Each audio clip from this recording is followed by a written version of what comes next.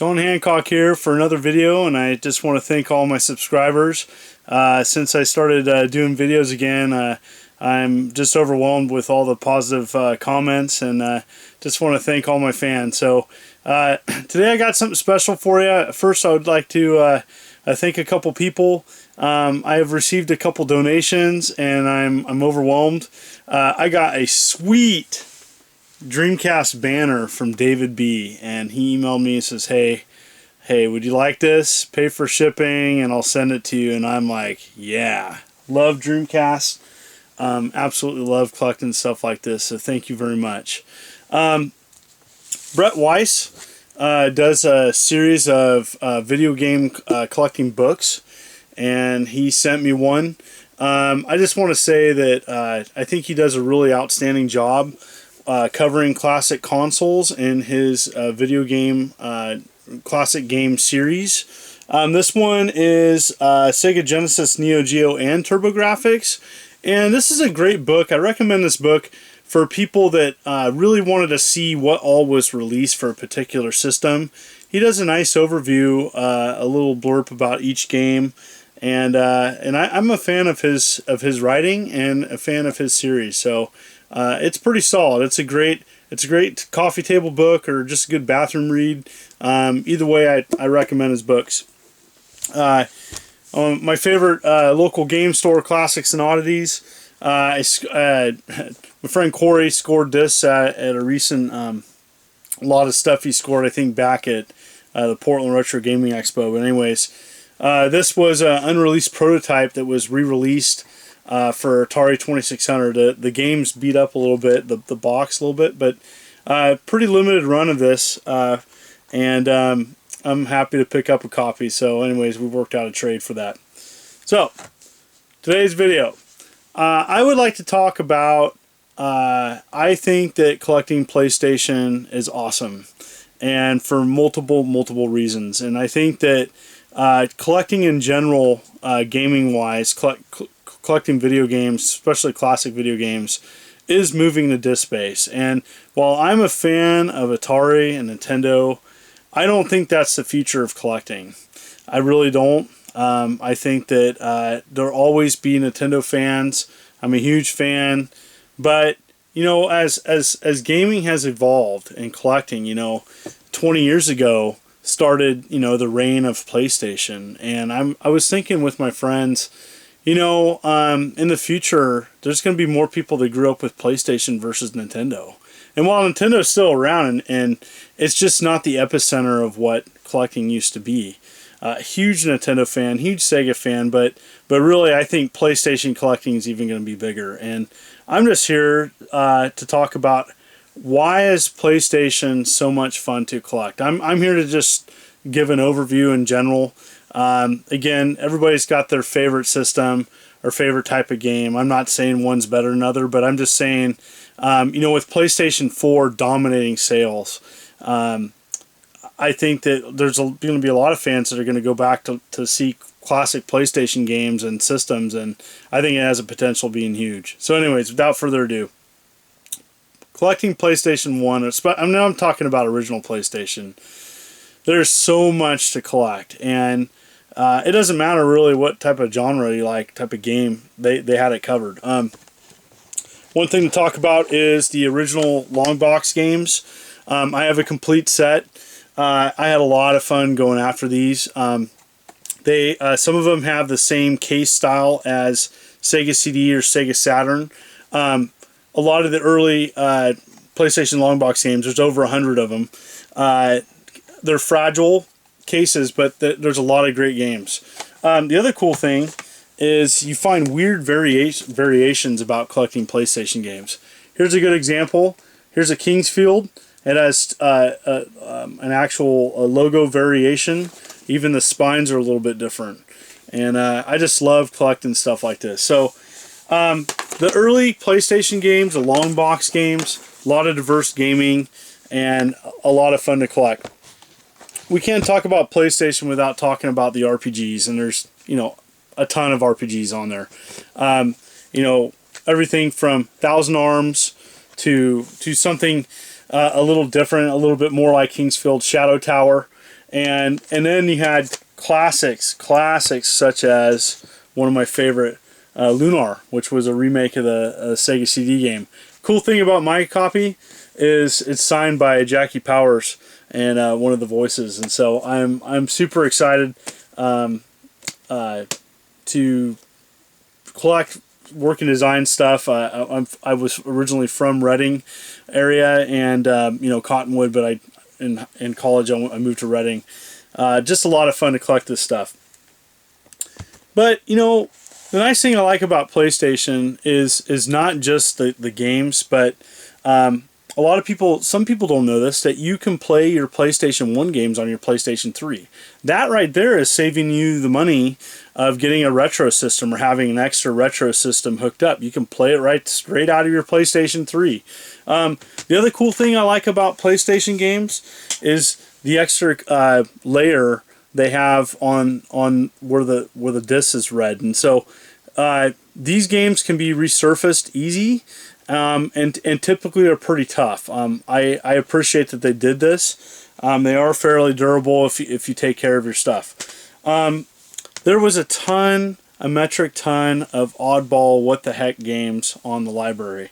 These are just a couple of some of my favorite.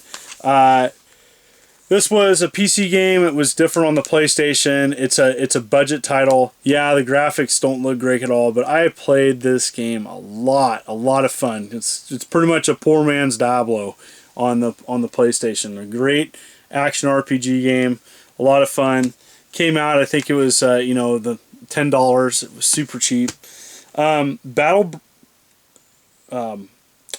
Ballerberg Castle Chaos. This is an obscure kind of strategy title. Again, kind of a budget release. I got this at Classic Gaming Expo a long time ago. Saw it cheap and I picked it up. And it's the oddball stuff like this that is why collecting PlayStation is so much fun. So everybody knows that I love collecting greatest hits. The one thing I want to note is that I like collecting greatest hits because it's something you can collect now and it's not going to break the bank. And I think collectors get so caught up in like spending hundreds of dollars on, that iconic, mantelpiece that you're going to have for your set. And the truth of the matter is that's not realistic for many collectors out there. And nor do I think it's a good expenditure of your money.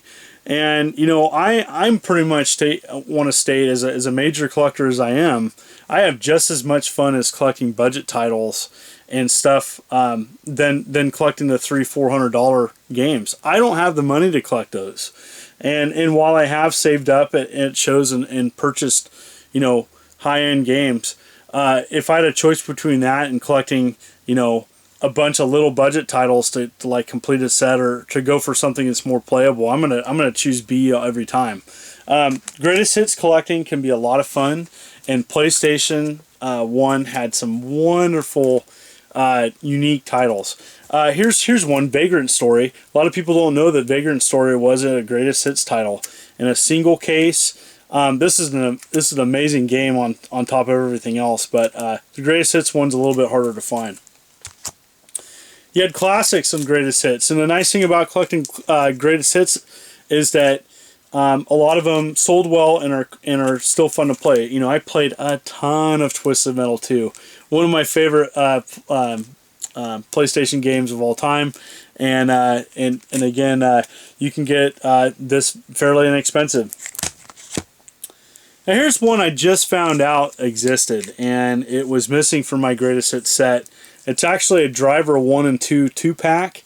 It came with a paper sleeve. It came with a bumper sticker and an Atari sticker inside, and the discs are white.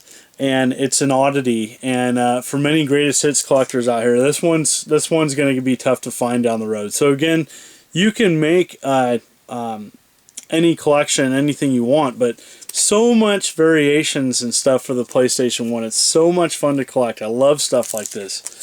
Just the library in general had just tons of random awesome games or interesting games. You had G Police, just a fun title. You had Future Cop, LAPD, stuff like this that, you know, you pick this stuff up and it's like, man, this is odd. This is, you know, typically stuff you wouldn't typically see on, other than outside a PC or something, a lot of these oddball titles. Floating Runner, Quest for the Seven Crystals. I mean, this is just an example of, you know, they made well over 1,200 US titles, and the list goes on and on. But again, I'm just showing you just some of the reasons why it's so fun to collect. You know, you had classics like Medieval, excellent platform game. Wipeout XL, one of my favorite futuristic racing games of all time. The soundtrack on this game alone is worth playing it. Amazing, amazing title. Funny stuff like Blasto, again, that pretty much cemented as PlayStation as being a serious contender and creator of games. You had Xevious 3DG. At first I was like, this is 3D. I don't know if I like it. It's actually a really good shooter. And they had a lot of classic shooters on the system. Wonderful. Bomberman World.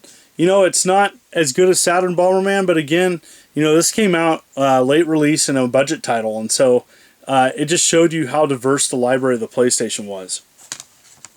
The GunCon games for the system, the light gun games, were amazing. Point Blank is one of my more favorite of them. A lot of carnival style fun games. Great game. They made obscure stuff. Tecmo Stackers. Again, oddball stuff that really wasn't on anything else. And you know, there's so much of this stuff out there that just gets overlooked. You know, it's not some game that's going to get a lot of attention, but so much fun to play. Then they had oddities like Skull Monkeys with the, you know, the reflective cover and stuff. You know, again, this is stuff that, you know, was so unique to the system. The system was so capable of excellent graphics. I had so much fun collecting this. And then here's an oddity Castlevania game, the Castlevania Chronicles, and this one's pretty sought after. But again, you know, it was a budget release. I remember when this came out, I reserved it, and only 2 came to the store that I was actually working at, because I knew it was going to be hard to get. And so I'm just so happy to get it back in the day. But again, this is just a small fraction. I could go on and talk about how wonderful the system is. I mean, what are your favorite PlayStation games, or why do you like collecting PlayStation?